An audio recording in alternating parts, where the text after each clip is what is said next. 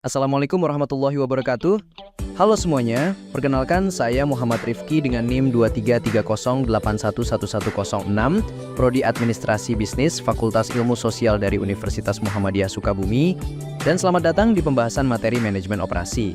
Dalam video ini, kita akan menyelami 3 topik penting yang jadi fondasi utama dalam dunia operasional bisnis, yaitu pengelolaan kualitas, desain proses dan kapasitas, serta manajemen sumber daya manusia dan desain pekerjaan.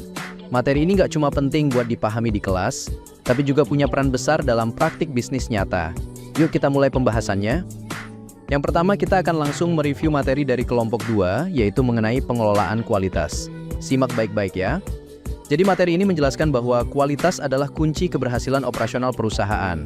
Kualitas didefinisikan sebagai kemampuan produk atau jasa memenuhi kebutuhan pelanggan. Pengelolaan kualitas melibatkan konsep biaya kualitas, atau cost of quality, yang terdiri dari biaya pencegahan, penilaian, kegagalan internal, dan kegagalan eksternal. Standar kualitas internasional seperti ISO 9001 menjadi acuan penting untuk memastikan proses yang konsisten dan kepuasan pelanggan. Konsep Total Quality Management TQM dibahas mendalam mencakup perbaikan berkesinambungan, Six Sigma, pemberdayaan karyawan, tolak ukur, tepat waktu, dan konsep Taguchi. Berbagai alat TQM seperti diagram Pareto, diagram sebab akibat, histogram hingga diagram kendali proses digunakan untuk mengidentifikasi masalah kualitas dan memperbaikinya. Materi ini juga membahas peran inspeksi dalam mendeteksi cacat sejak dini serta pendekatan kualitas jasa yang lebih menekankan persepsi pelanggan. Di akhir, diperkenalkan konsep statistical process control untuk mengendalikan variasi proses produksi melalui grafik X, R, dan P chart, serta menghitung kapabilitas proses menggunakan CP dan CPK. Materi ini memberi pemahaman utuh bahwa kualitas harus dikelola secara sistematis dan berkesinambungan di seluruh aspek operasi. Kemudian akan kita lanjutkan mereview materi dari kelompok 3, yaitu mengenai desain proses dan kapasitas. Meluncur, materi ini membahas bagaimana desain proses dan kapasitas menjadi fondasi penting dalam manajemen operasi. Tujuannya adalah menciptakan proses produksi yang mampu memenuhi kebutuhan pelanggan secara efektif sekaligus efisien.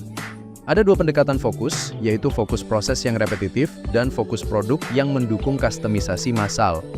Pemilihan proses harus mempertimbangkan karakteristik produk, volume produksi, dan kebutuhan pasar. Perencanaan kapasitas dibahas sebagai proses menentukan jumlah dan jenis peralatan yang dibutuhkan untuk meningkatkan efisiensi operasional, mengoptimalkan kapasitas, dan menekan biaya jangka panjang. Materi juga memperkenalkan alat pemetaan proses, seperti diagram alur, pemetaan fungsi waktu, dan value stream mapping yang berguna mengidentifikasi pemborosan. Teknologi modern seperti mesin otomatis, RFID, sistem kendali proses, robot, hingga manufaktur terintegrasi komputer juga dibahas sebagai inovasi yang meningkatkan fleksibilitas dan akurasi produksi. Selain itu, materi menyoroti manajemen kapasitas dan kendala, termasuk analisis bottleneck, serta perhitungan pemanfaatan kapasitas. Analisis tutik impas digunakan untuk menentukan kapasitas optimal yang menguntungkan, sementara proyeksi nilai uang membantu pengambilan keputusan investasi. Secara keseluruhan, materi ini menegaskan pentingnya keseimbangan antara desain proses, kapasitas, dan teknologi untuk mencapai kinerja operasional yang unggul. Nah, yang terakhir kita akan mereview materi dari kelompok 6, yaitu tentang sumber daya manusia, desain pekerjaan, dan pengukuran kinerja. Check it out! Materi ini menyoroti peran strategis sumber daya manusia dalam mendukung keunggulan kompetitif perusahaan. SDM dipandang sebagai aset utama yang perlu selaras dengan strategi operasi. Upaya ini diwujudkan melalui rekrutmen, pelatihan, pengembangan kompetensi, hingga evaluasi kerja yang terstruktur. Pengelolaan SDM operasional juga mencakup pengaturan budaya kerja, pembagian shift, penugasan yang tepat, serta motivasi dan penghargaan untuk meningkatkan produktivitas. Dalam aspek desain pekerjaan, materi menjelaskan bagaimana pekerjaan diatur agar efisien sekaligus memuaskan bagi pekerja, termasuk mempertimbangkan faktor ergonomi untuk menciptakan lingkungan kerja yang nyaman dan aman. Bagian pengukuran kinerja dibahas melalui standar tenaga kerja, yaitu estimasi waktu ideal menyelesaikan pekerjaan. Metode penetapan standar meliputi pendekatan pengalaman historis dan studi waktu menggunakan stopwatch yang lebih objektif. Proses studi waktu mencakup langkah-langkah mulai dari mendefinisikan tugas hingga menghitung waktu standar dengan mempertimbangkan faktor cadangan.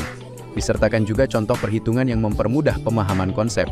Secara keseluruhan, materi ini mengajarkan bagaimana manajemen SDM dan desain pekerjaan yang tepat dapat mendukung kelancaran operasional serta meningkatkan efisiensi organisasi. Nah, itu dia ringkasan dari ketiga materi penting yang kita bahas kali ini. Semoga penjelasan ini membantu kamu nggak cuma memahami konsepnya, tapi juga melihat bagaimana penerapannya di dunia kerja atau bisnis nyata. Terima kasih sudah menyimak sampai akhir, dan nantikan pembahasan menarik lainnya di video berikutnya.